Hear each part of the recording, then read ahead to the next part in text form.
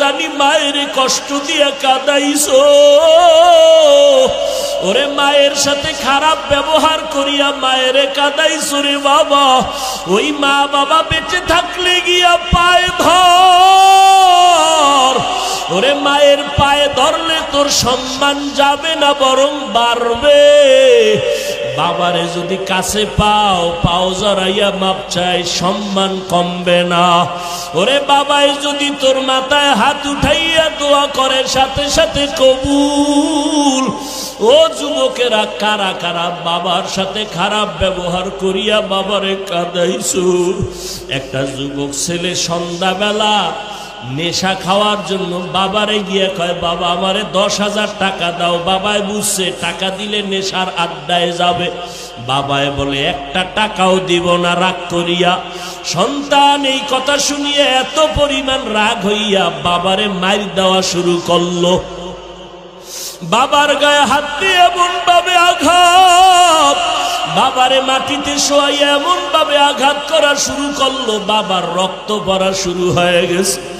ভেতর থেকে মা আইসা সন্তানের পা ধরায় বলে, বাবা তোর বাবারে আর মারিস না, আর মারিস না। সন্তান মায়েকে পা দিয়া লাথি মেরে বাবারে মারলো। এরপরে সন্তান রাগ করিয়া একটা হুন্ডা চালাইয়া রাস্তায় বের হয়ে গেল।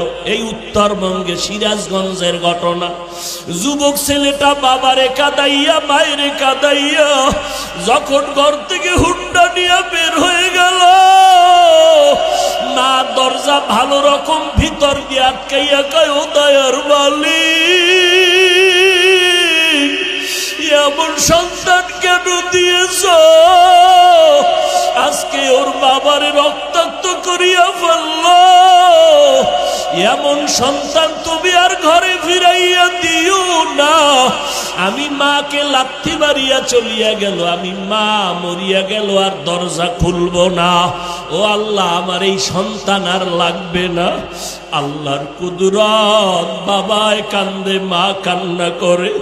মা আবার ডাক দিয়ে, আল্লাহ ওর কপালে যদি হেদায়েত থাকে দাও, না হয় ধ্বংস করে দাও।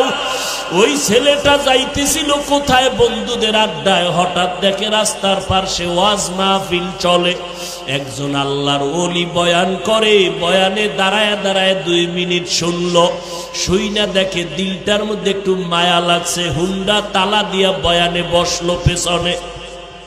আল্লাহর ওলি বয়ান করতে করতে করতে করতে মা বাবার মোহাব্বতের বয়ান যখন শুরু করলো, ওই যুবকের এমন কান্নার আওয়াজ, ময়দানে গড়াগড়ি খায় আর আল্লাহ আমার মাফ করিয়ে দাও, আমি জাহান্নামে যাইতে পারবো না, আমি মা বাবার অভিশাপ নিয়ে কবরে যাইতে চাই না, আল্লাহ মাফ করে দাও, মাফ করিয়া দাও।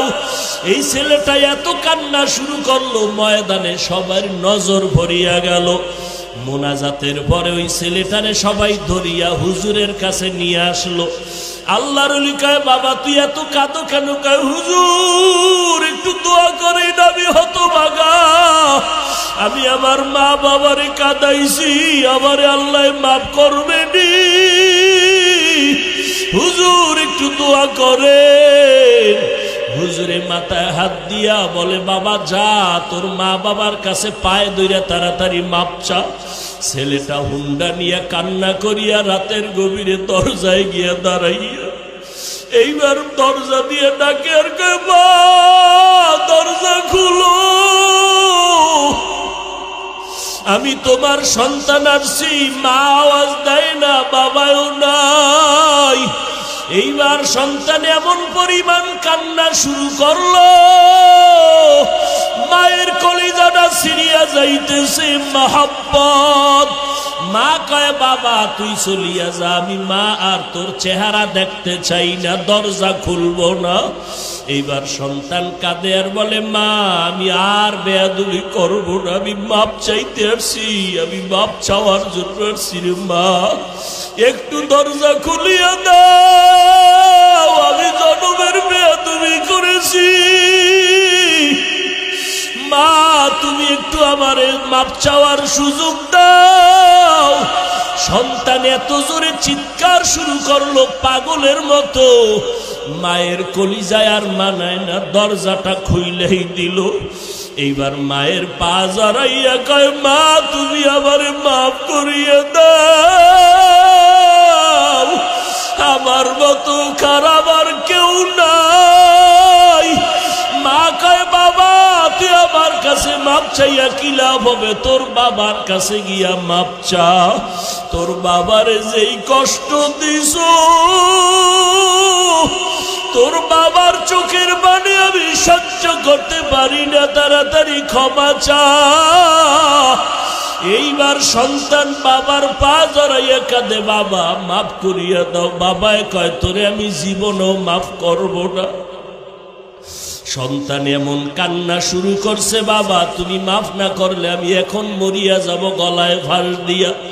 এবার স্ত্রী কয়, আর অন্যায় করবে না, তওবা করছে, তুমি ওরে মাফ করিয়া দাও।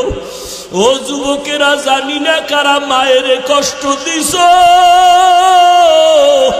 কারা বাবারে কাঁদাইছো, পায়ে হাত রেখে বলি তাড়াতাড়ি ক্ষমা চা।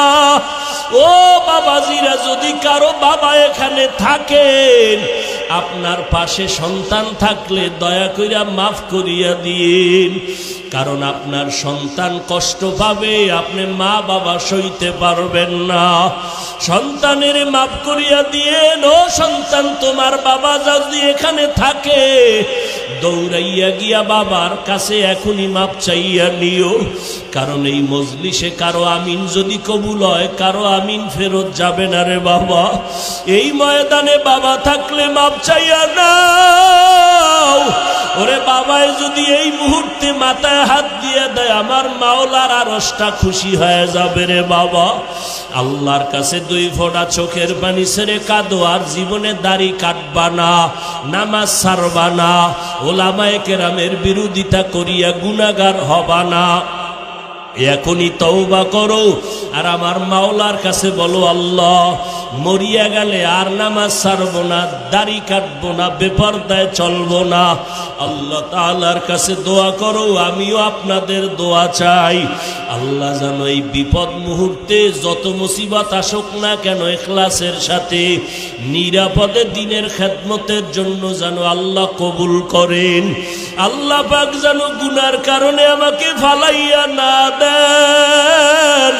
আল্লাহ পাক যেন ইখলাসের সাথে নিরাপদে ইজ্জতের সাথে খেদমতের জন্য কবুল করেন। আল্লাহ আমাদের সবাইকে দিনের খাদেম বানায় দেন, আমিন। কুতিবা আলাইকুমুস সিয়াম,